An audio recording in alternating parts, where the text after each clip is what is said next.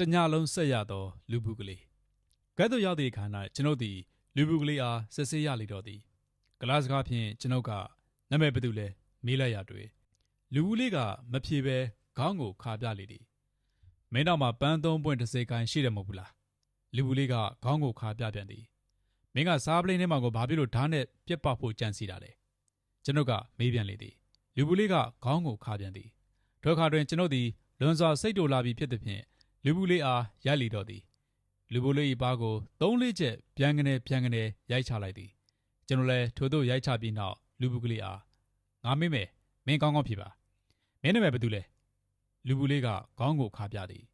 ထိုအခါကျွန်ုပ်ကမင်းနာမည်ဘယ်သူလဲထို့သို့ထပ်မေးပြန်လေသည်လူပုလေးကခေါင်းကိုခါပြန်လေသည်ကျွန်တော်မေးသည်ကိုမဖြေပါကျွန်တော်သည်စိတ်တူလာသဖြင့်လူပုလေး၏ခြေသလုံးအားမြင်းလုံးနှင့်လှည့်ရန်ပလိတ်နှစ်ဦးအားအမိန့်ပေးလိုက်သည်ပလိတ်နှစ်ဦးလည်းလူပုကလေးအားတမန်တလင်းပေါ်၌ထိုင်ခိုင်းကာခြေထောက်ကိုဆင်းစေပြီးလျှင်မြင်းလုံးနှင့်တလဲစီလှိမ့်လေသည်လူပုလေးမှာနာကျင်လွန်းသဖြင့်မျက်နှာတွင်ချွေးသည်ချွေးပေါက်များစုပ်နေသည်တို့ရတွင်အော်ဟစ်ခြင်းကိုမပြုပေကျွန်ုပ်ကထပ်မံ၍မင်းနာမည်ဘယ်သူလဲလူပုလေးကခေါင်းကိုခါပြသည်ကျွန်တော်၏မိကုန်းကိုမဖြေပေတို့ကြောင့်ကျွန်ုပ်လည်းစိတ်တူတဲ့ထက်စိတ်တူလာပြီးလျှင်လူပုလေးအားထုံ၌ဇောက်ထိုးဆွဲ၍ထားလိုက်လေသည်ပြီးလျှင်ကျွန်ုပ်သည်ကျွန်တော်အားကူညီသောပလိတ်နှစ်ဦးအားခေါ်ယူကာဂတ်တဲ့အပြင်ဘက်စီသို့ထွက်သွားပြီးလျှင်လက်ဖေးဆိုင်တစ်ဆိုင်ကိုရှာဖွေ၍လက်ဖေးတောက်လေသည်လက်ဖေးတောက်ရင်းနဲ့ကျွန်ုပ်နဲ့ပလိတ်ကလေးနှစ်ဦးနဲ့ရောက်တဲ့ရာစကားများကိုတနားရီကျော်ခန့်ပြောဆိုရင်းနဲ့အချိန်ဖြုတ်လေသည်ထို့နောက်ဂတ်တဲသို့ပြန်လာလေသည်ကျွန်ုပ်တက်သိပေသည်လူပုကလေးသည်ကျွန်ုပ်မေးသမျှကိုဖြေဆိုပေတော့မည်ကျွန်ုပ်သည်စေးတံကိုတောက်ရင်းဂတ်ဝင်ဝစီသို့အေးချမ်းစွာရှောက်လာလေသည်ထို့နောက်လူပုကလေးအားဇောက်ထိုးထားရာသို့ကြည့်လိုက်လေသည်ထိုအချိန်၌တချင်းစုံနေတံကိုကြားရသည်ကျွန်ုပ်သည်ရက်၍ထိုတံကိုနားထောင်မိသည်တေချာနားထောင်သောအခါ၌တချင်းစုံနေခြင်းမဟုတ်ဘဲကြပြာတစ်ပုဒ်ကိုတန်နေတန်ထားဖြင့်ရွက်စုံနေခြင်းဖြစ်သည်ကြပြာမှာလည်းအင်္ဂလိပ်ကြပြာဖြစ်ပေသည်ကျွန်ုပ်သည်ထိုကြပြာကိုနားထောင်နေမိလေသည်ကြပြာဆိုသူသည်ကြပြာအတိုလေးတစ်ပုဒ်ကိုမပြီးမစည်းနိုင်အကြိမ်ခါရွက်စုံနေခြင်းပင်ဖြစ်သည်ထိုအချိန်၌ပင်ကျွန်ုပ်အနီးသို့ကျွန်ုပ်မိတ်ဆွေကြီးစားပလင်းနှင့်ပေါင်ရောက်ရှိလာပြီးလျှင်ထိုကြပြရွက်တံကိုနားထောင်ပြန်သည်ထို့နောက်စားပလင်းနှင့်ပေါင်ကပြုံး၍ကျွန်ုပ်အားလူပုလေးကြပြရွက်နေတာပဲခမရတို့ဇောက်ထိုးဆွဲထားတယ်ထင်တယ်အတန်ကအစ်တက်ကြီးဖြစ်နေတယ်ဟုတ်တယ်ကွနေမောင်ကျုပ်ဒီကောင်ဇောက်ထိုးဆွဲထားတာတနားရီကျော်နေပြီ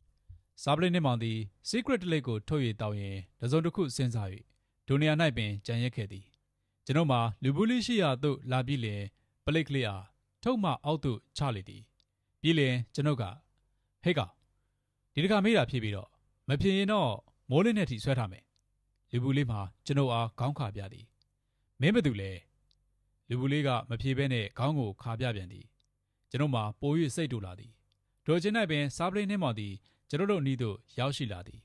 ပြီးလျှင်လူပုကလေးအား secret တလိပ်ကိုထုတ်၍လာတိုက်လေသည်လူပုလေးက secret ကိုနှခမ်း၌တေးလိုက်သည်စားပလင်းနှင်းမောင်ကမီးချက်ကိုတောက်ခနဲချစ်၍မီးတို့ပေးလိုက်သည်လူပုလေးသည် secret ကိုအားရပါးရဖွာလေသည်ထိုခါ၌စားပလင်းနှင်းမောင်ကငါကစုံတော့တယောက်ဖြစ်တယ်ကွာငါဟာလူဆိုးတွေကိုမုန်းလည်းမမုန်းဘူးချစ်လည်းမချစ်ဘူးဖမ်းဆရာရှိရင်ဖမ်းတယ်တရတ်နဲ့ပြစ်ဆရာရှိရင်ပြစ်တယ်ရှင်ပြန်တက်ပုတ်တဲ့အခါမှာလည်းတက်ပုတ်တယ်တက်ညာဖို့လိုတဲ့အခါမှာလည်းတက်ညာတယ်ရက်ဆက်ဖို့လိုတဲ့အခါမှာလည်းရက်ဆက်တယ်ငါရဲ့စိတ်ဟာတစ်ဖက်ဆောင်းနေဘယ်တော့မှဖြစ်မနေဘူးဘဲမလိုက်ဘူးငါဟာတာဝန်ဝတ္တရားတစ်ခုကိုကြည်ကြည်မုံမုံထမ်းဆောင်နေတဲ့သဘောပဲဒါကြောင့်ငါလိုက်ခဲ့တဲ့အမှုတွေဟာဘယ်လောက်ပဲရှုပ်ထွေးနောက်ဆုံးကြရင်တော့ရှင်းလင်းပြတ်သွားတာကြီးပဲကွာမဖော်နိုင်တဲ့အမှုဆိုလို့ငါရဲ့တက်တန်းတစ်ချောင်းမှာမရှိခဲ့ဘူးအခုငါပြောတာတွေဟာငါကျင့်သုံးနေတဲ့ကျင့်စဉ်ပဲဒါလို့ဆိုရင်မင်းငါအကြောင်းသိနေပြီမင်းနာမည်ဘယ်သူတော့ထိုအခါတွင်လူပုလေးကကျွန်ုပ်နာမည်အမ်ဂျက်ခံပါငါတွေ့ဘူးတဲ့ပဋ္ဌာန်းတွေကအရက်မြတ်ပါတယ်ကွာမင်းကဘာဖြစ်လို့အရက်ပုနေရလဲထိုအခါတွင်လူပုလေးက secret ပြာကိုတောက်ခနဲချွေနေကျုပ်တွေ့ဘူးတဲ့စုံတောက်တွေတော်တော်များများညံ့ပါတယ်ဗျာခမရဘာဖြစ်လို့ဒီလောက်တောင်တော်ရတာတော့ဒါကတော့ကွာစုံတောက်တွေဟာဒီလောက်အများကြီးညံ့တဲ့လူလည်းရှိတယ်တော်တဲ့သူလည်းရှိပါတယ်ကွာဒါပေမဲ့စုံတောက်ဟာစုံတောက်ပဲလူစိုးဖမ်းခွင်ခွင့်ရှိတယ်စားပလင်းနှင်းမောင်ကပြောလာရတွင်ထိုလူပုလေးကပဋ္ဌာန်းတွေအများကြီးပဲဗျာ အရက်ပူးတဲ့သူတွေလည်းရှိတယ်အရက်ရှည်တဲ့သူတွေလည်းရှိမှာပေါ့ဒါပေမဲ့ပဋ္ဌာန်းဟာပဋ္ဌာန်းဖြစ်တယ်ဗျအားလုံးတတိကောင်းကြတယ်ထိုအခါတွင်စားပလိန်နှင်းမောင်ကအေးလေဒါတွေထားလိုက်ပါတော့မင်းကဘာမှနေရလဲကဘာနှက်ဆိုပါတော့ဗျာဒါပေမဲ့ဘုံဘေးမှာနေတာများတယ်ဒါနဲ့မင်းရဲ့အလုတ်ကန်ပြောစမ်းပါဦးအလုတ်ကန်က2မျိုးရှိတယ်ဗျတစ်မျိုးကတော့စက်ကတ်ထဲကဓာတ်ပေါက်သမားကျန်တဲ့တစ်မျိုးကတော့အငှားလူသက်သမားပေါ့ဗျာဒါပေမဲ့ကြော့ကဘယ်သူ့ကိုမှချစ်လဲမချစ်ဘူးမုန်းလဲမမုန်းဘူးချစ်ချင်းမုန်းချင်းဆိုတဲ့တစ်ဖက်စောင်းတဲ့ဖြစ်မှုဘက်လိုက်မှုကြုံမှမရှိဘူး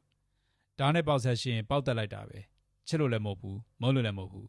ကျုပ်ကတာဝန်တရားတစ်ခုကိုကြီးကြီးမွန်မွန်ထမ်းဆောင်နေတဲ့သဘောပါပဲအခုကျုပ်ပြောတာတွေဟာကျုပ်ရဲ့ကျင့်စဉ်တွေပဲလူဘူးလေးကပြော၍ secret ကိုအောက်သို့ချ၍နင်းလိုက်သည်ထိုအခါတွင်စားပလိန်နှင်းမောင်ကဒီလိုဆိုရင်မင်းနိုင်ကကျင့်စဉ်ချင်းတူတာပေါ့ကွာဒီတော့အင်ဂျက်ခံရဲ့မင်းကောင်ကမေးဦးမယ်အခုဒီကိုလာတာအဓိကဘသူ့ကိုတတ်ချင်လို့လဲအဓိကတတ်ရမှာတော့ခမ ्या ကိုပဲဒါပေမဲ့ခက်တာခမ ्या ကျုပ်ကိုတတ်ဖို့အလှည့်ရောက်သွားပြီလေဒါပေမဲ့ဘယ်တတ်နိုင်မလဲဗျာအလုတ်တောင်တစ်ခုထမ်းဆောင်တာပဲပေါ့ကျင်းတဲ့ဆရာလည်းမဟုတ်ပါဘူးမကျင်းတဲ့ဆရာလည်းမဟုတ်ပါဘူးအဖြစ်အပျက်တွေအားလုံးမှာဘာနဲ့တူတယ်လဲဆိုတော့လူဘူးလေးကပြော၍စကားကိုရက်ဆိုင်လိုက်သည်စားပလိန်နှင်းမောင်ကလှုပ်ဆက်မအောင်အကျစ်ခံရဲ့ဘာနဲ့တူတယ်လို့ဘာနဲ့တူတယ်လဲဆိုတော့ဖြစ်ပျက်အားလုံးဟာကျေပြောတဲ့အာကာသကြီးနဲ့တူတယ်ဗျလိုရလည်းမရှိဘူးပိုရလည်းမရှိဘူးသိဟုတ်တာပေါ့အကျစ်ခံရဲ့တခုပဲမေးစရာရှိတော့တယ်ပန်းသုံးပွင့်တစ်စိတ်ခိုင်းနဲ့ပတ်သက်ပြီးဘာပြောချင်လဲဒါမှမဟုတ်ရင်ဘာပြောပြနိုင်တယ်လဲတောင်ဝတရားတစ်ခုထမ်းဆောင်နေတဲ့သဘောနဲ့မေးတာပါမင်းကလည်းပဲရန်သူဖမ်းမိထားတဲ့အဖမ်းခံ3ပန်းတူရဲ့တောင်ဝတရားတိုင်းမင်းသိတဲ့လောက်ကိုပြောပြီးတော့အဲ့လိုမပြောဘူးဆိုရင်တော့ငါအနေနဲ့တောင်ဝတရားတိုင်းညှင်းပန်းနှိမ့်ဆက်ရလိမ့်မယ်ဒါပေမဲ့ငါမှာချက်ချင်းမုန်းချင်းဆိုတဲ့ဘက်လိုက်မှုတွေမရှိဘူးငါမင်းပြောတဲ့အာသာကြီးပဲအလိုပိုမရှိဘူးစောင်းရလိမ့်မယ်ထို့သို့စားပလိန်နှင်းမောင်ကပြောလိုက်လေသည်ထို့သို့ပြောရတွင်စားပလိန်နှင်းမောင်သည်လိုချင်းပိုချင်းမရှိကျေပြောသောအာတာကဆိုသည့်စကားကိုကလားစကားအတွင်း၌အောက်ပါစကားကိုညှက်၍ပြောလိုက်သည်ထိုအခါတွင်လူဘူးလေးကလက်ဖန်ပြောရမှာလားဒီနေ့ပြောရမှာလားထို့သို့ကတိကတ်သက်ပြန်၍မေးလေသည်ငါမှမနေ့ကဆိုတာလည်းမရှိဘူးကွမလက်ဖန်ဆိုတာလည်းမရှိဘူးငါဒီကနေ့တက်တက်မှာပဲနေထိုင်နေတယ်အလုပ်လုပ်နေတယ်စားပလိန်နှင်းမောင်ကပြောလိုက်သည်ကောင်းပြီလေကျုပ်ကတော့ဒီကနေ့တောင်ရှိရလူမဟုတ်ပါဘူးဟောဒီမပြောပါတော့တဲ့ဒီအချိန်ကလေးပေါင်းမြောင်များစွာပေါ်မှာပဲနေလေးရှိပါတယ်အလုပ်လုပ်လေးရှိပါတယ်ဒီတော့ပန်းသုံးပွင့်တစ်စိတ်အသင်းရဲ့အဓိကလူကြီးဟာဧပြီလ4ရက်73နာရီဟိုတယ်တစ်ခုရဲ့နံပါတ်73ခန်းမှာ73ရက်လုံးလုံးတဲခိုနေထိုင်မှာဖြစ်ပါတယ်ခမ ्या ကိုယ်တိုင်သွားတွေ့ပါခမ ्या တို့နှစ်ယောက်ရင်ဆိုင်လိုက်ပါတအူးဦးချုပ်ငိမ့်သွားတဲ့အခါမှာဒီဇလက်ဟာပြီးသွားမလားဒါပေမဲ့ခမ ्या ကအနိုင်ရပြီးဟိုဘက်ကချုပ်ငိမ့်သွားမယ်ဆိုတာတော့ကျုပ်ခံမှန်းနိုင်ပါတယ်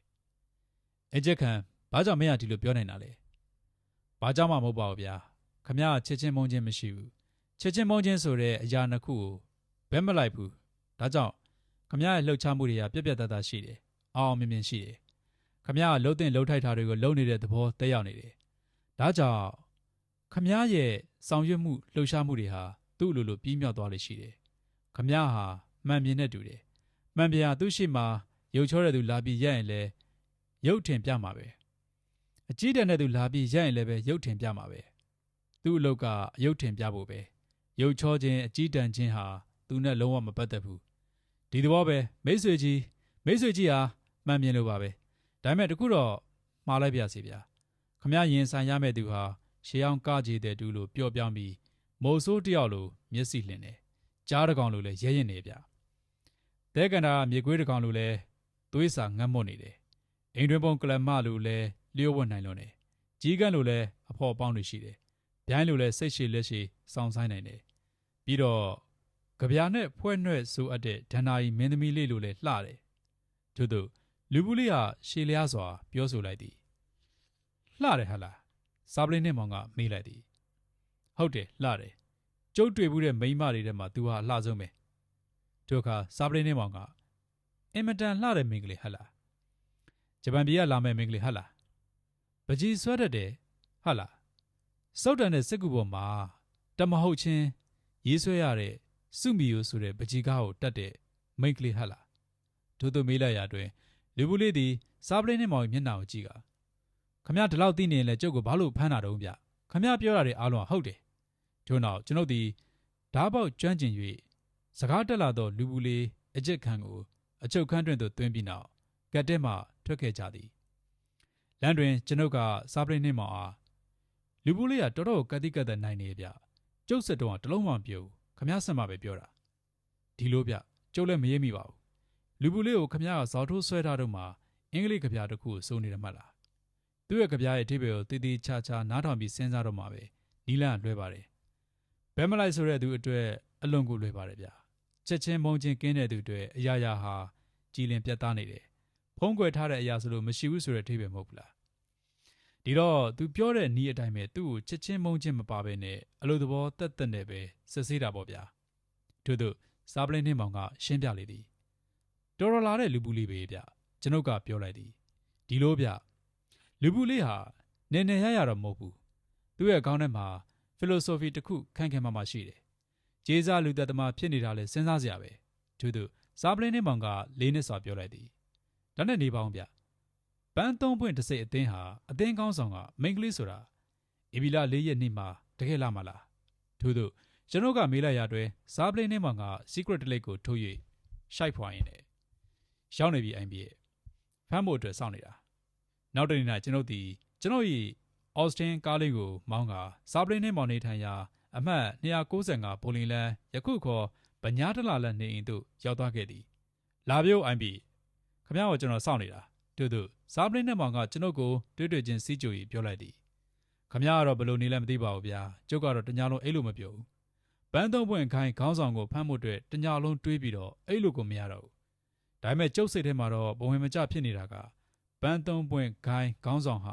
နွဲ့နွဲ့နောင်နောင်ဂျပန်မာလေးတယောက်ဖြစ်နေတယ်ဆိုတော့ကျုပ်ကပြောလိုက်လေရာစားပလင်းနှင်းမောင်ကကျွန်တော်၏စကားကိုဖျက်၍မထင်နဲ့အိုင်ပြီမထင်နဲ့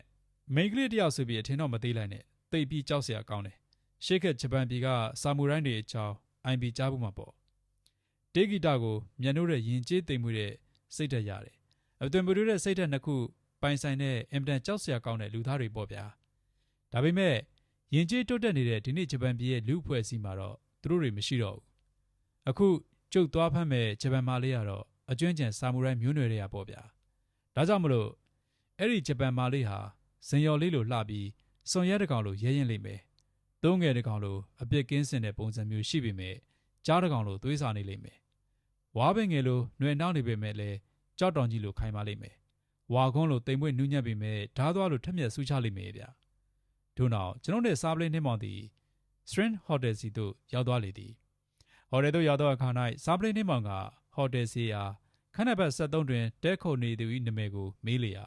ဟိုတယ်စီကဂျပန်မာလေးတယောက်ပဲတိတ်ချောတာပဲဟုပြောလေသည်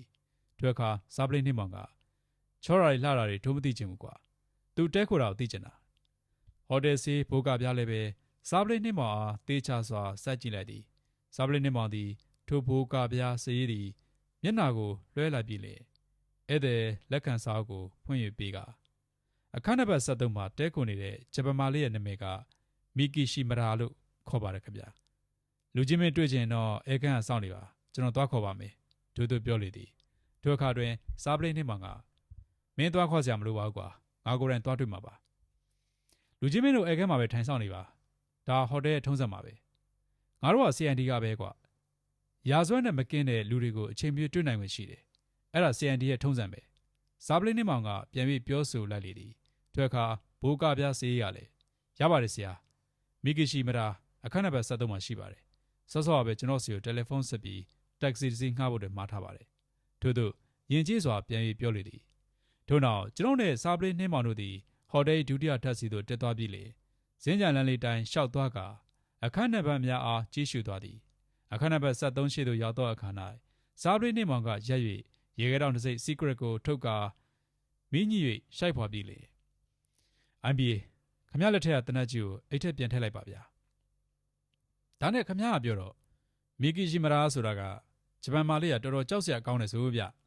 ျဒီတော့ကျုပ်တို့အနေနဲ့အလက်ပေးလို့မဖြစ်ဘူးတော်ကြာသူကလဲဦးသွားလိမ့်မယ်အိုင်ဘီပြောတာမှန်ပါတယ်ကြောက်စရာလည်းကောင်းပါတယ်တိတ်လည်းလက်မြန်တယ်ဒါပေမဲ့သူကဘန်းကလေးဗျဒီတော့ကျုပ်တို့ကဟန်ဒီကပ်ပေးရမယ် သူကစားပြီးတော့တိုက်ခိုက်မှကျွတ်တို့ကအစင်သင့်အနေထားကပြန်ပြီးတော့တိုက်ခိုက်ရမယ်အကြောပေးပြီးရှင်ပြန်တိုက်ခိုက်တဲ့သဘောပေါ့ဗျာဒါကလောကထုံးစံပဲသူတို့ပြန်၍ပြောလိုက်ရင်အခန်းတကားကိုတွန်းရင်ဖွင့်လိုက်သည်အခန်းတကားမှာအခန်းတွင်မှ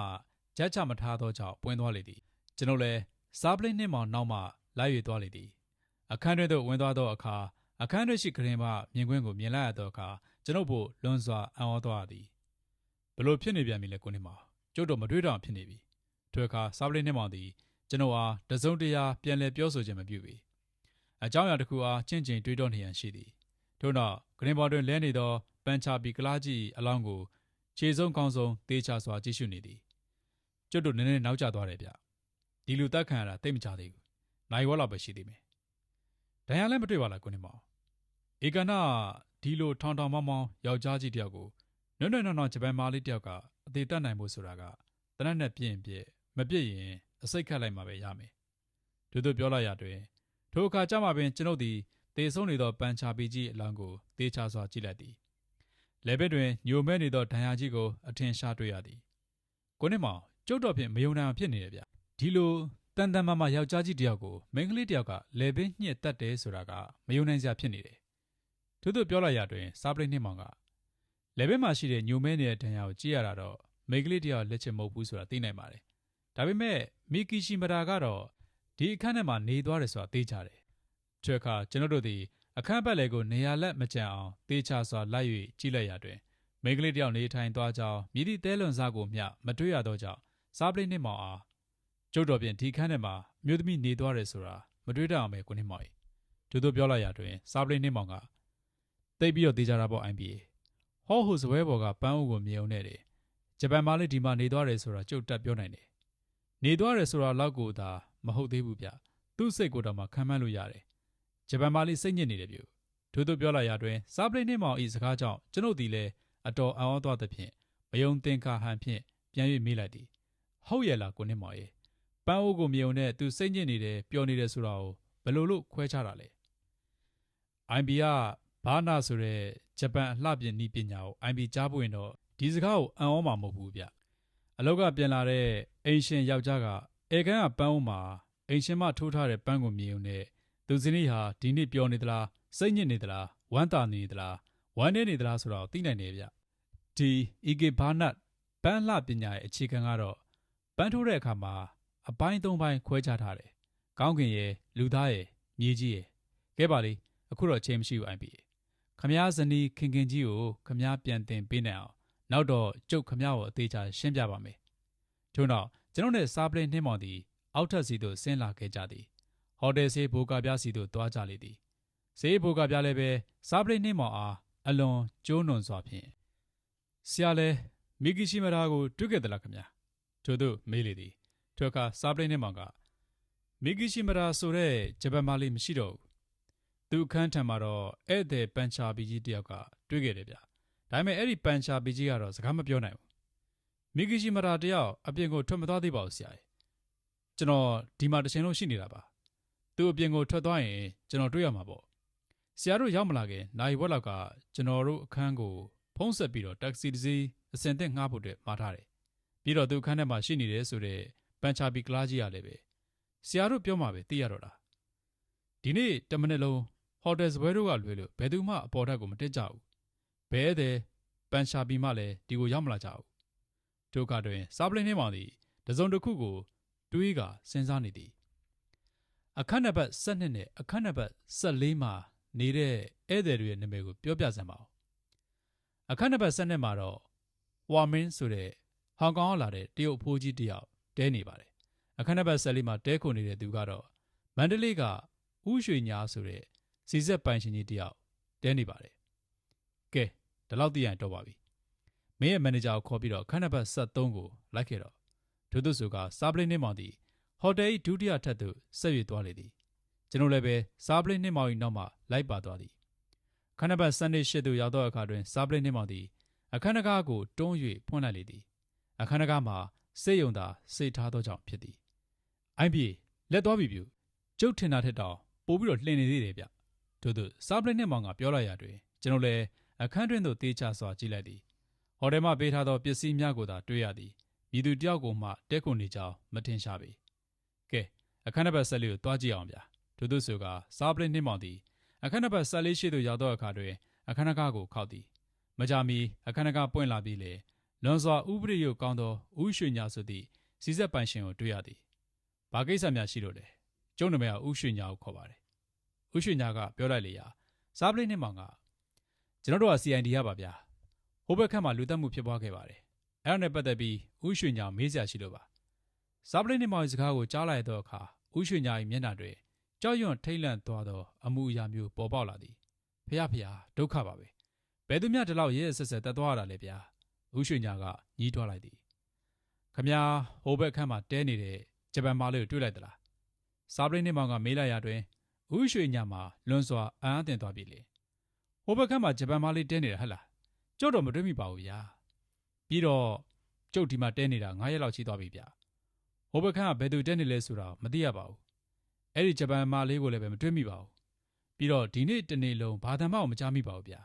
ညလည်းပဲဘာသံမှမကြားဘူးထို့ချိန်ဟိုတယ်ဆေးနဲ့အတူဘိုက်ရွှဲသောလူဝါကြီးတယောက်ပါလာလေသည်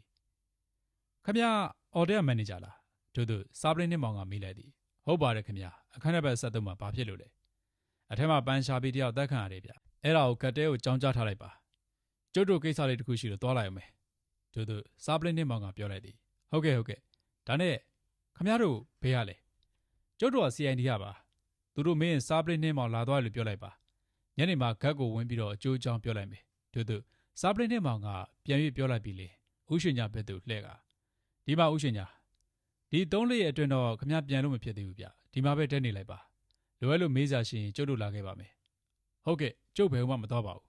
ါဘူးဥရွှေညာကပြန်၍ပြောလိုက်သည်ထို့နောက်ကျွန်တော်နဲ့စားပလင်းနှင်းမောင်သည်ဟိုတယ်မှထွက်လာခဲ့ကြသည်အိုင်းစေးကိုနှင်းမောင်မနေ့က Green Hotel မှာအသက်ခံရတဲ့ပန်းချာပေเจ้าကိုသိပြီပြူဒီနေ့မနေ့ပဲလမ်းမတော်ကတ်တဲဌာနအုပ်ကကိုလာမောင်ကကျုပ်စီကိုဖုန်းဆက်ပြီးပြောတယ်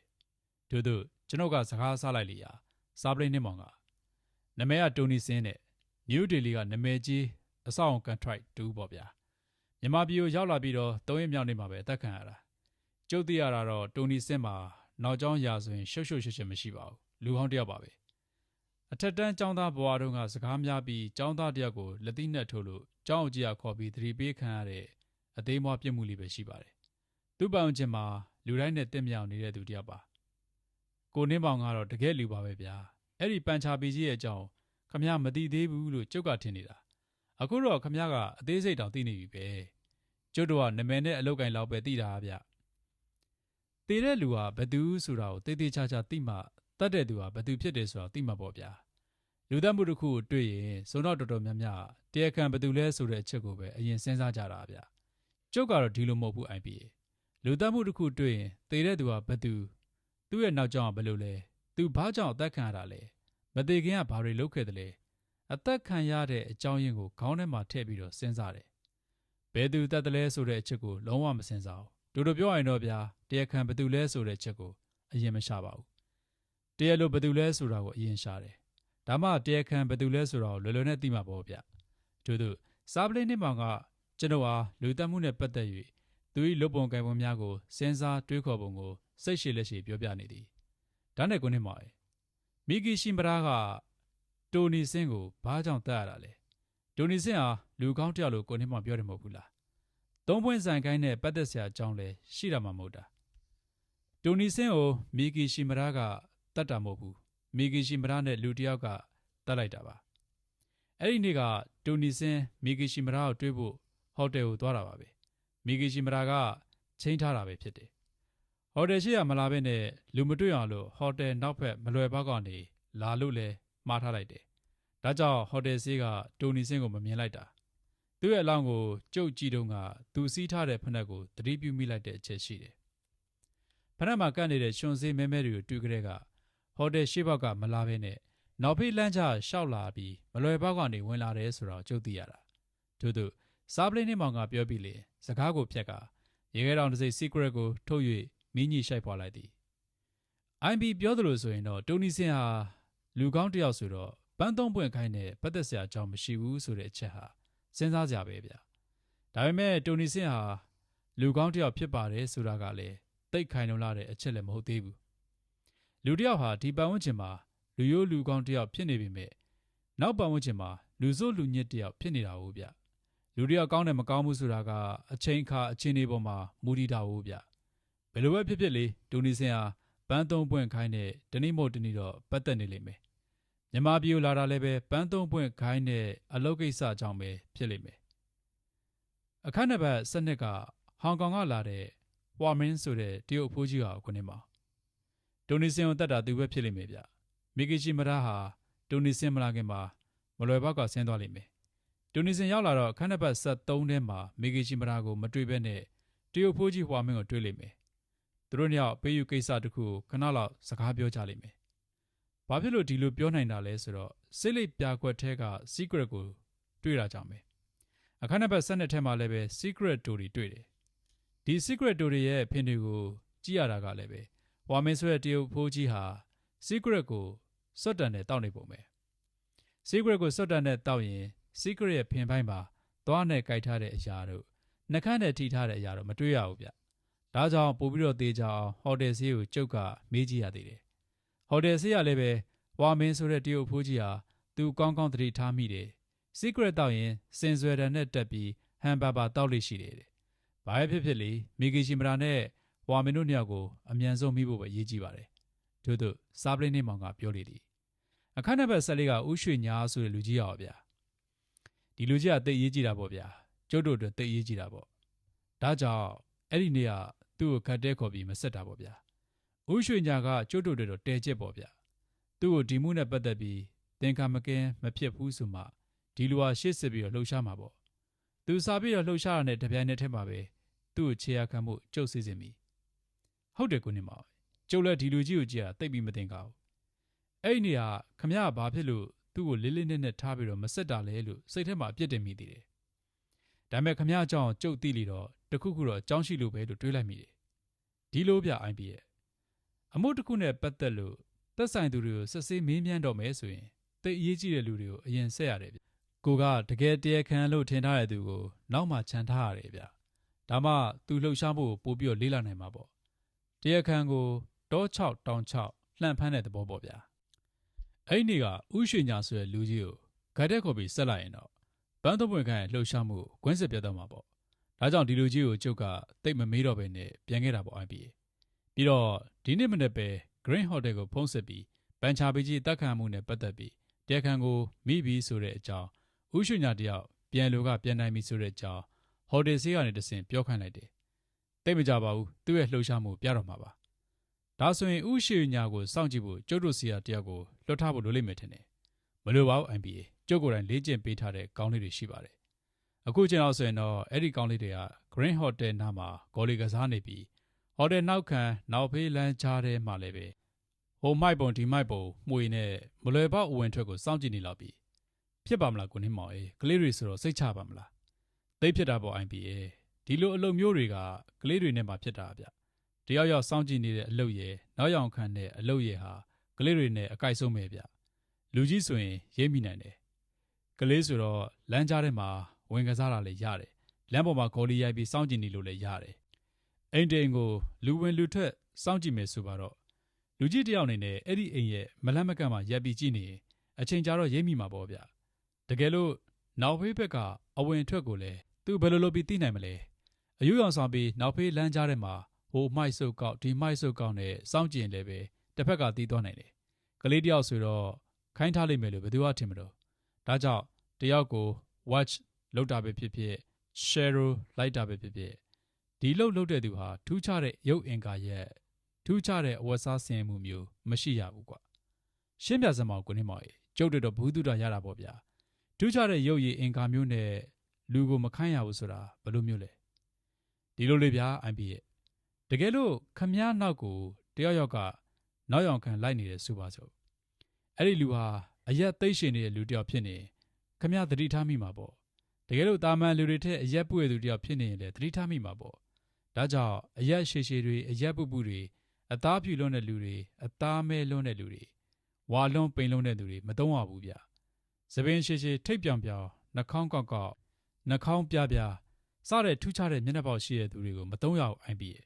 အရမောင်းကလည်းပဲတာမန်လူတွေလိုပဲရှိတဲ့အနေအထားမျိုးမြ မျက်နှာအနေထားကလည်းထူးခြားမှုပေါ်လွင်မှုမရှိဘဲနဲ့ဖြစ်ရမယ်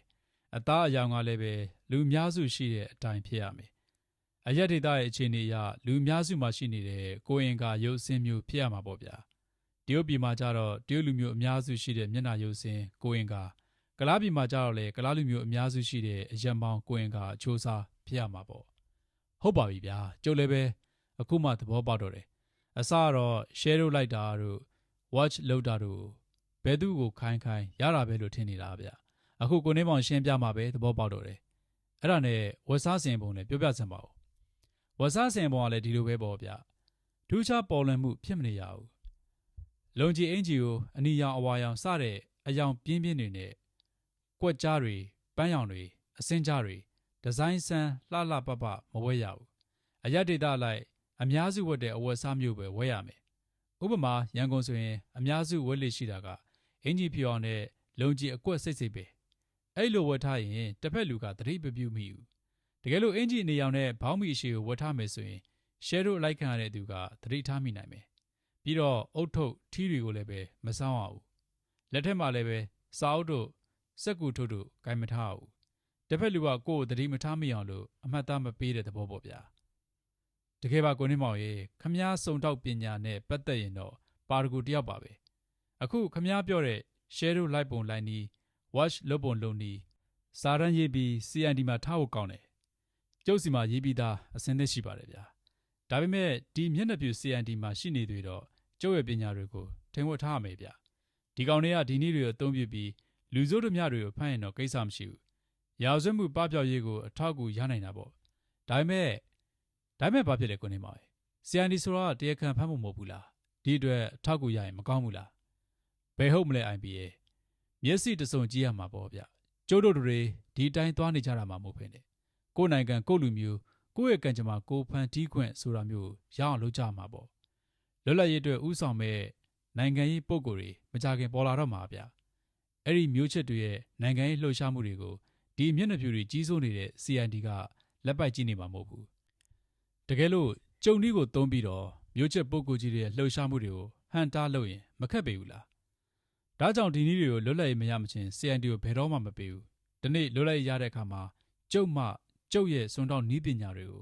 ုတရားဥပဒေစိုးမိုးရေးနဲ့ရက်ရွာအေးချမ်းသာယာရေးအတွက်သုံးရမယ်ဟုတ်တယ်ပြောကိုနေမောင်ခမားပြောမှပဲကျုပ်သဘောပေါက်တော့တယ်လွတ်လပ်ရေးရရင်ခမားရဲ့စွန့်တောက်နည်းပညာတွေကို CND မှာသုံးချလိုက်ရင်ကျုပ်တို့မြန်မာပြည်မှာလူစိုးဓမြဆိုတာတောင်ရှိမှာမဟုတ်တော့ဘူး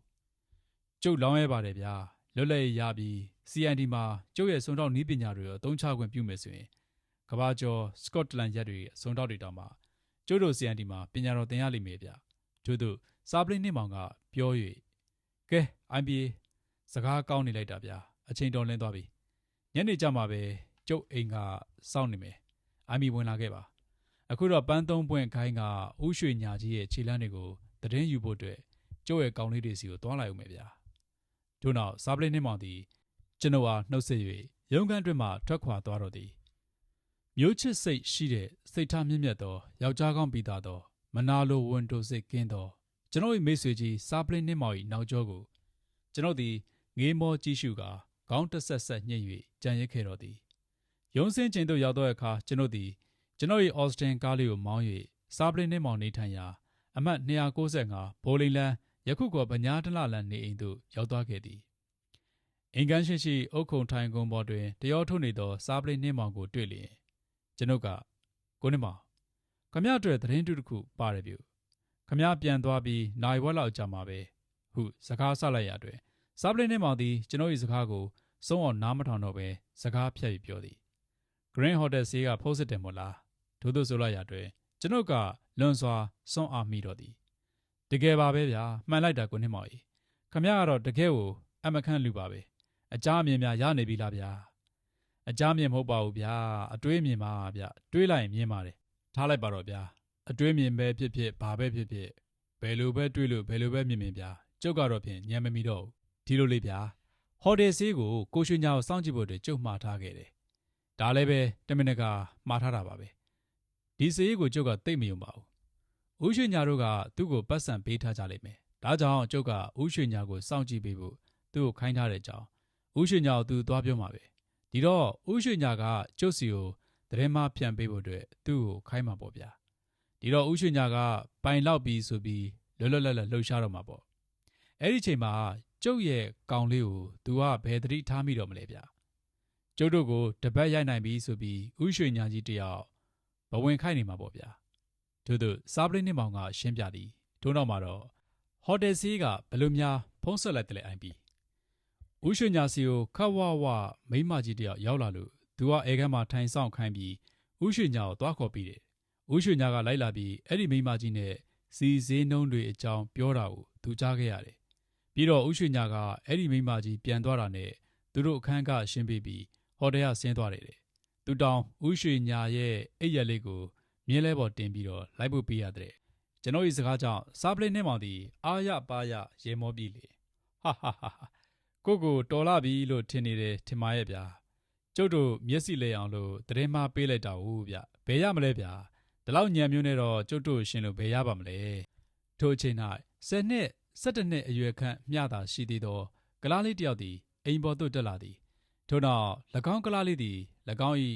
လက်ချောင်းများကိုပုံသဏ္ဍာန်အမျိုးမျိုးလှုပ်ပြ၍စားပလင်းနှင်းမောင်ပြသည်စားပလင်းနှင်းမောင်လည်းပဲ၎င်းကလားလေးလှုပ်ရှားမှုများကိုသေချာစွာစ၍ကြည့်နေသည်ကျွန်ုပ်ဖို့နားမလည်နိုင်အောင်ဖြစ်၍နေလေတော့သည်ထို့နောက်စားပလင်းနှင်းမောင်သည်လည်း၎င်း၏လက်ချောင်းများကိုပုံသဏ္ဍာန်အမျိုးမျိုးလှုပ်၍လှုပ်ရှားပြလိုက်လေရာကလားလေးလည်းစားပလင်းနှင်းမောင်အားကောင်းညှိပြပြီးလေအိမ်ပေါ်မှဆင်းပြေးသွားသည်အိုက်စီကိုနေမှာဘယ်လိုထိပ်ပဲလဲဗျာကျုပ်ကလည်းရှင်းပြစမ်းပါဦးကိုရွှေညာကိုစောင့်ကြည့်ဖို့အတွက်ကျုပ်ခိုင်းထားတဲ့ကောင်းလေးပါဗျာဦးရွှေညာအကြောင်းကျုပ်စီကိုသတင်းလာပေးတာသတင်းလာပို့တာလေဗျာပါဇက်နဲ့မပြောဘဲနဲ့လက်ချောင်းတွေထောင်ပြလို့ကျုပ်ဖြင့်တခါမှမကြောက်ဘူးပါဘူးဒါနဲ့ဒီကလားလေးကစွန့်ရနေလို့လားဗျာဟာဟာဟာဘယ်ရလာစွန့်ရနေရမှာလဲဗျာကောင်းလေးကစကားပြောတတ်ပါတယ်ခမ ्या ကိုတွေ့တော့သစိမ့်ဧည့်သည်တယောက်လို့ထင်ပြီးစကဝက်နဲ့ကျုပ်ကိုခမ ्या နားမလည်အောင်ပြောသွားတာဟောဗျာကျုပ်ကလည်းထုံလိုက်တာလွန်ပါရောဗျာလက်ချောင်းတွေနဲ့စကားပြောတဲ့နီးကိုဒီတခါပဲကျုပ်ဖြင့်ကြားဥပါတယ်အဲ့ဒါခမ ्या ထွင်တဲ့နီးလားကျုပ်ထွင်တဲ့နီးမဟုတ်ပါဘူးဗျာဂျာမန်ထိတ်တန်းတချို့တွေနီးပါကျုပ်ကမြန်မာစကားနဲ့ပြန်ထားတာပါအေးဗျာဒီကောင်လေးကလည်းဒီလက်ချောင်းတဲ့စကားပြောနေကိုတော်တော်ကျွမ်းကျင်တာပဲသူ့ရဲ့လက်ချောင်းလေးတွေလှုပ်ရှားပြလိုက်တာဗျာသိပ်မြန်တာပဲပါဇက်နဲ့ပြောတာထစ်တောင်မှမြင်သေးတယ်ဒီလောက်တင်ဘယ်ကမလဲဗျာအဝေးကလူနှစ်ယောက်စကားပြောနေတာကိုမကြားပဲနဲ့နှကန်းတွေလှုပ်နေတာကိုကြည့်ပြီးတော့ဘာအကြောင်းအရာပြောနေတယ်ဆိုတာကို61%လောက်မှန်အောင်ပြောနိုင်တယ်ဗျအဲ့ဒီနည်းကိုလည်းဂျာမန်တချို့တွေတော်တော်များများတတ်ကြတယ်ဒါကြောင့်လက်ဖေးဆိုင်တို့အရက်ဆိုင်တို့မှာအရေးကြီးတဲ့စကားပြောရင်ဘာသာစကားတစ်မျိုးတည်းနဲ့မပြောရဘူးဗျဒီပြင်ဘာသာစကားတွေညှက်ပြီးတော့ပြောရတယ်အဲ့လိုပြောမှဘေးကလူတယောက်ကနှကန်းလှုပ်ရှားတာကိုကြည့်ပြီးတော့အကဲခတ်လို့မရမှာဥပမာဆိုကြပါစို့ဗျာအင်္ဂလိပ်လူမျိုးကအင်္ဂလိပ်လိုစကားပြောနေကြတယ်ဆိုပါစို့တခါမှာဂျာမန်လိုပဲဖြစ်ဖြစ်ပြင်သစ်လိုပဲဖြစ်ဖြစ်တလုံးနှလုံးညှက်ပြီးတော့ပြောရတယ်ဗျကျုပ်တို့မြန်မာအချင်းချင်းစကားပြောရင်လည်းပဲဒီလိုပဲပေါ့ဗျာအဲ့ဒါကစက်တရှိုတွေရဲ့နီးပေါ့ဗျာခုတော့ကျုပ်တို့မြန်မာပြည်ကဘူးယူဘိုယူတွေကဘာမှနားမလဲပဲနဲ့မြန်မာစကားထဲမှာအင်္ဂလိပ်လိုညှက်ပြီးထည့်ပြောနေကြတာမြန်မာစကားနဲ့ပြောလို့ရရတာနဲ့အင်္ဂလိပ်စကားလုံးညှက်ပြောတယ်ဆိုတာကကောင်းတဲ့အလေ့ထားမဟုတ်ဘူးဗျမြန်မာစကားဟာဝေါ်ဝါဒဆင်းရဲတယ်စကားတိတ်ပဲချိုးတဲ့တယ်ဆိုတဲ့သဘောရောက်နေတယ်ကျုပ်လည်းပဲခမ ्या စကားပြောမှပဲဘုသူတရတော့တယ်ဗျာနောက်ဆိုရင်အင်္ဂလိပ်လိုညှက်ပြီးပြောတဲ့အကျင့်တွေကိုရှောင်ရတော့မယ်ဗျဒါပေမဲ့စောစောကခမ ्या ရဲ့ကလားလေးကအနားမှာရှိရင်တော့အင်္ဂလိပ်လိုညှက်ပြောမှဖြစ်မဲ့ပြူဒီကလားလေးကတော်တော်လှင်တာပဲဗျနောက်ပြီးတော့ဒီကောင်လေးရဲ့အရေးချင်းတစ်ခုပြောပြအောင်မေးဗျလူတယောက်ရဲ့ကိုယ်တစ်ပိုင်းဓာတ်ပုံကိုကြည့်ပြီးတော့ဒီလူရဲ့အယံမောင်ဘယ်လောက်ရှိတယ်ဆိုတော့တိတိကျကျပြောနိုင်နေဗျအလွန်ဆုံးလွဲရင်တော့လက်မဝက်လောက်ပဲဟာဗျာတဲ့ဟုတ်ပါလားတကယ်ကောင်လေးပဲဒါရင်ဘယ်ကမလဲဗျာမိန်းမယောက်ျားအယောက်20လောက်စုပြီးရက်နေတယ်ဆိုပါစို့ဒီလူထဲကိုတစ်ချက်ပဲမျက်စိဝှေ့ကြည့်ပြီးဘယ်သူကဘယ်လိုအင်ဂျီအရာဘယ်လိုလုံးကြီးဝတ်ထားတယ်ဆိုတာတွေကိုတယောက်မကြံမှန်းအောင်ပြောနိုင်နေဗျအမခန်းပါပဲဗျာတကယ်ကိုတော်တဲ့ကလားလေးပါပဲသိပြီးချီးကျူးမနေနဲ့အိုင်ပီဒီကလားလေးကကျွန်တော်တင်ပေးထားတဲ့ကောင်လေးတွေထဲမှာထုံအားဆုံးပဲဗျဟာဗျာထုံဆုံးအထိုင်းဆုံးကောင်လေးကအဲ့လောက်ထူးချွန်နေဆိုရင်ဟိုကောင်လေးတွေဘယ်လိုနေမလဲမသိဘူးဗျာစကော့တလန်ရက်ကစွန်တော့တွေကိုတောင်မှတင်တန်းသွားပေးလို့ရတယ်ထင်တယ်ကဲအိုင်ပီချိန်သိမ့်မရှိဘူး Green Hotel သွားကြစို့သိရှိတာပေါ့အိုင်ပီဒီလူကြီးကဘယ်မှမသွားပါဘူးခမ ्या ကဟိုတယ်ဈေးပြောတဲ့သတင်းမကိုယုံနေတာဟုတ်ဗျ စောစောကဟိုကလားလေးကျုပ်ကိုသတင်းအတိအကျပေးသွားတယ်အေးဗျာဒါနဲ့စောစောကခမ ्या ကိုကလားလေးပြောသွားတာဘာအတိတ်ပဲလေကျုပ်ကလည်းရှင်းပြစမ်းပါအောင်ကျုပ်ကမေးလိုက်ရတွင်ကိုနှင်းမောင်ကဒီလိုဗျတို့အစရှိကဥရွှေညာကြီးတယောက်ကဟိုတယ်မှာပဲရှိသေးတယ်တဲ့ဒီနေ့နေ့လယ်2 နာရီလောက်မှာဟိုတယ်နောက်ဘက်မလွယ်ပေါက်ကနေပြီးတော့တရုတ်ဖိုးကြီးတယောက်တက်သွားတယ်တဲ့အဲ့ဒီတရုတ်ဖိုးကြီးပြန်ဆင်းလာတာတော့မတွေ့သေးဘူးတဲ့ကျုပ်ထင်တော့အဲ့ဒီတရုတ်ဖိုးကြီးဟာပန်ချာပီကြီးတိုနီစင်ကိုတတ်လိုက်တဲ့ဝါမင်းဆိုတဲ့တရုတ်ဖိုးကြီးပဲဖြစ်ရမယ်ထို့ကဲ့သို့စားပလိနှင်းမောင်ကကျွန်ုပ်အားရှင်းပြလေသည်ဒီလိုဆိုရင်တော့ဟိုတယ်အခန်းနံပါတ်14ထဲမှာဥရွှေညာနဲ့ဝါမင်းတို့2ယောက်ရှိနေတာပေါ့ကျုပ်တို့ဖို့အခန်းတင်လိုက်တာဗျာ2ယောက်စလုံးဖမ်းလိုက်ဦးမယ်ထို့သို့ကျွန်ုပ်ကပြောလိုက်ရတွင်စားပလိနှင်းမောင်က2ယောက်စလုံးကိုဖမ်းလို့မရတော့အိုင်ပြီတယောက်တည်းကိုပဲဖမ်းလို့ရတော့မယ်ဘာဖြစ်လို့လဲကိုနှင်းမောင်ရဲ့ဟိုတယ်မှာ2ယောက်စလုံးရှိနေတယ်မဟုတ်ဘူးလား2ယောက်စလုံးလည်းတရားခံတွေပဲမဟုတ်ဘူးလားထို့အခါစားပလိနှင်းမောင်ကအိုင်ပြီပြောသလိုဟိုတယ်အခန်းနံပါတ်14မှာသူတို့2ယောက်စလုံးရှိပါတယ်ပြီးတော့သူတို့2ယောက်စလုံးဟာပန်းသုံးပွင့်ခိုင်းရဲ့ပတ်သက်နေတဲ့တရားခံတွေပါပဲဒါပေမဲ့အခုချိန်လောက်ဆိုရင်တော့သူတို့2ယောက်ထဲအနက်ကတယောက်ကတော့တိမ်နေလောက်ပြီဗျဘာဖြစ်လို့လဲကိုနေမောင်ဥရွှေညာနဲ့တရုတ်ဖိုးကြီးဝါမင်းဟာပန်းသုံးပွင့်ခိုင်းသားအချင်းချင်းပြန်ပြီးတော့မတက်ကြခေါင်းပါဘူးဗျအိုးအိုင်ဘီကလည်းအချင်းသိမ်းမရှိတော့ဘူးကျုပ်တို့2ယောက်ဟိုတယ်ကိုသွားမှဖြစ်တော့မယ်တော့ကြာတရားခံလောက်တော့အောင်မယ်ဟိုကြမှာပဲအိုင်ဘီကိုတေချာရှင်းပြတော့မယ်တို့စားပလင်းနှင်းမောင်ကပြန်ပြီးပြောရရတွေ့ဒို့နောက်ကျွန်တော်နဲ့စားပလင်းနှင်းမောင်တို့သည် Green Hotel သို့ထွက်လာခဲ့ကြသည်ဟိုတယ်စီးသည်ကျွန်တော်နဲ့စားပလင်းနှင်းမောင်ကိုမြင်လိုက်သည်နှင့်လွန်စွာအံ့ဩနေသောမျက်နှာထားမျိုးနှင့်အောက်ပါတိုင်းစီးကြို၏ပြောလေသည်ဆရာတို့ပါလားလာကြပါခင်ဗျာကျွန်တော်ကလူသက်မှုကိစ္စပြီးသွားပြီလို့ထင်နေတာပြီးတော့ဒီနေ့မနေ့ပဲခန်းနံပါတ်14မှာတဲခွန်နေတဲ့ဥရှိညာကြီးပြန်သွားပြီဆိုတဲ့အကြောင်းဆရာတို့ဆရာန်တူကိုကျွန်တော်ဖုန်းဆက်ပြီးတော့သတင်းပေးခဲ့သေးတာပဲမဟုတ်လားဟိုတယ်မန်နေဂျာကလည်းအဲ့ဒီလူသက်မှုကိစ္စနဲ့ပတ်သက်ပြီးဟိုတယ်ကိုပလိတ်တွေခဏအဝင်ထက်လုပ်နေတာကိုသိမကြိုက်ဘူးဆရာတို့ကစားပလိတ်နေမောင်ကရေခဲတောင်တစိတ် secret ကိုထုတ်ကာမိညိရှိုက်ဖွာလိုက်ပြီလေမင်းကတော့ပြောဆိုတဲပြီးလိမ်မာတဲ့ကောင်ပဲအဲ့ဒါလိုပြောတတ်လာအောင်လို့ဥရွှေညာဆွဲလူကြီးကမင်းကိုငွေဘယ်လောက်ပေးတယ်လဲပြီးတော့မင်းရဲ့ဟိုတယ်မန်နေဂျာကိုပြောလိုက်ပါရာဇဝတ်မှုကျူးလွန်ထားတဲ့တရားခံတွေကိုအကာအကွယ်ပေးနေတဲ့မင်းတို့လိုစေးမျိုးတွေကိုဒီဟိုတယ်မှာခန့်ထားတာCND ကစားပလိတ်နှင်းမောင်ကမကြိုက်ဘူးလို့ပြောလိုက်ပါတို့စားပလိတ်နှင်းမောင်ကပြောလိုက်လေရတွေ့ဟိုတယ်စီလဲလွန်စွာမှထိတ်လန့်တုန်လှုပ်သွားလေတော့သည်မဟုတ်ပါဘူးဆရာရဲ့သူတို့ကိစ္စမှာကျွန်တော်မပါပါဘူးသူတို့နဲ့ကျွန်တော်မပတ်သက်ပါဘူးဆရာရဲ့ကျွန်တော်ကိုအမှုထဲဆွဲမသိပါနဲ့ဆရာရဲ့တို့ထိတ်ပြနဲ့တောင်းပန်သည်မင်းတို့ငါတို့ကအမှုထဲကိုဆွဲသိနေတာမဟုတ်ဘူးကွာမင်းကအမှုထဲကိုဝင်လာတာပဲဒီတော့မင်းကိုလည်းဂတ်တဲကိုခေါ်သွားရလိမ့်မယ်ဟိုကြမှာရှင်းပေါ့ကွာမလုပ်ပါနဲ့ဆရာရဲ့ကျွန်တော်ဘာမှမသိပါဘူးလူသက်မှုမှာကျွန်တော်မပါပါဘူးဆရာရဲ့တို့ဟော်တယ်ဆေးကထိတ်လန့်တုန်လှုပ်စွာဖြင့်ပြောလေသည်ဥရွှေညာဆိုတဲ့လူကြီးရှိသေးလားကွာတို့စားပလိတ်နှင်းမောင်ကမေးလိုက်ပြန်လေရာဟော်တယ်ဆေးကရှိပါတယ်ဆရာသူဘယ်မှမသွားပါဘူးဒီလိုမှပေါ့ကွာမင်းတော်လိမ့်မလာရေးပဲနောက်ဆိုရင်ဒီလိုအကြံသေးညံသေးနဲ့ငါ့ကိုမလိမ့်တစ်ပတ်လုပ်ဖို့မကြိုးစားနဲ့တို့စားပလိတ်နှင်းမောင်ကဟော်တယ်ဆေးရာပြောလိုက်လေသည်ကဲအိုင်ဘီအခန်းနံပါတ်14ကိုသွားကြစို့ဗျာ